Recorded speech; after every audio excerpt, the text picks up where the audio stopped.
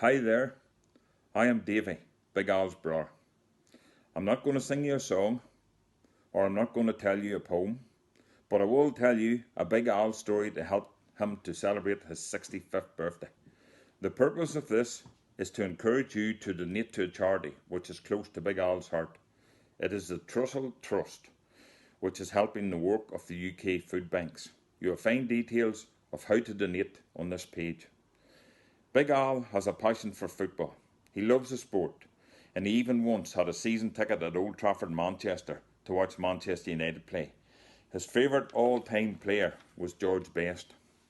Big Al himself played a wee bit of football in the local five-a-sides at home at Coke, in the under-11s and the under-12s.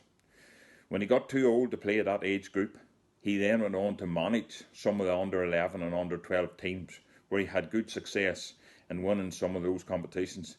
It was this success that spurred him on to greater things, when at the age of 14 to about 16, he managed an 11-a-side team called Park Rangers.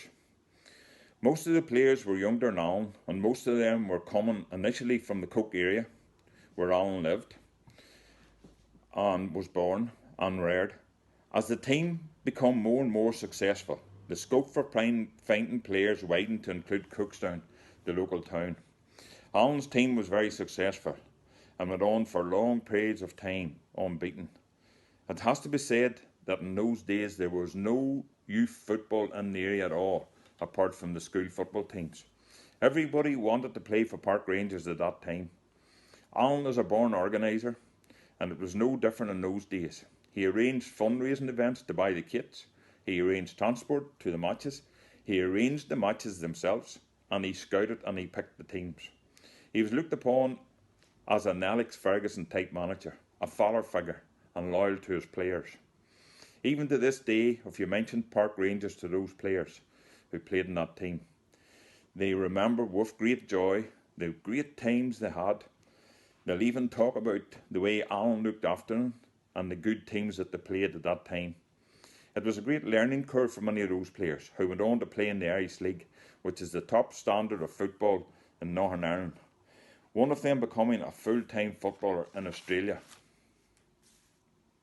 Alan went on to become involved in football in Leeds later on, playing himself. He was a goalkeeper, and he played for his own council team, and at least 2 Institute of Civil Engineering finals, having qualified from the Yorkshire Heats, a great achievement to represent his county.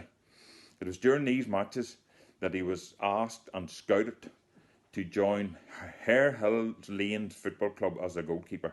Harehills was the most successful five-a-side team in the Leeds area at that time. Season after season they won doubles and trebles, no doubt helped by the presence of Big Al as their goalkeeper. Some say Big Al retired far too early, but he moved his thoughts and planning to his family. Kieran, his oldest son, was encouraged and promoted and managed by Alan into becoming a youth international, to playing for professional clubs and also achieving a USA scholarship.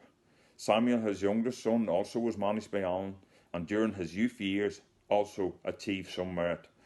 In more recent years, Big Alan has become involved in scouting and also stewarding at non-league clubs.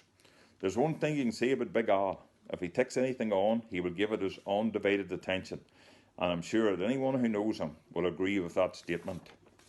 So cheers, Big Al. Happy 65th birthday. Bye.